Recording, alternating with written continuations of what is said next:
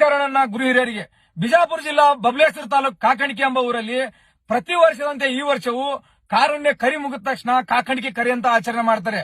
ಇಲ್ಲಿ ಏನ್ ವಿನಂತಿ ಅಂದ್ರೆ ಅಲ್ಲಿ ಹೋಗುವಂತ ವ್ಯಕ್ತಿಗಳಿಗೆ ಹೋದ ವರ್ಷ ತುಂಬಾ ಗಾಯಗೊಂಡಿದ್ದೀರಾ, ತುಂಬಾ ಕೊಂಬುಗಳು ಚುಚ್ಚಿದೆ, ರಕ್ತ ಬಂದಿದೆ, ಇನ್ನಿತರ ತೊಂದರೆಗೆ ಈಡಾಗಿದ್ದೀರಾ. ಈ ಸತಿ ಈಡಾಗಬೇಡಿ. ಯಾಕಂದ್ರೆ ಯಾಕೆ ಈ ವಿಷಯ ಹೇಳ್ತೀನಿ ಅಂದ್ರೆ ಈ ಸತಿ ಕೇರಳದಿಂದ ಕೇರಳದ ಹುಲಿ ಅಲ್ಲಿ ಯಾವ ವ್ಯಕ್ತಿ ಕೂಡ ಇದನ್ನ ಹಿಡಿದಿಲ್ಲ. ಅದಕ್ಕೋಸ್ಕರ ಅವರು ಈ ಕಾಕಣಿಕೆ ಕರಿಗೆ ಆ ಹೊರೆಯನ್ನ ತಂದಿದ್ದಾರೆ.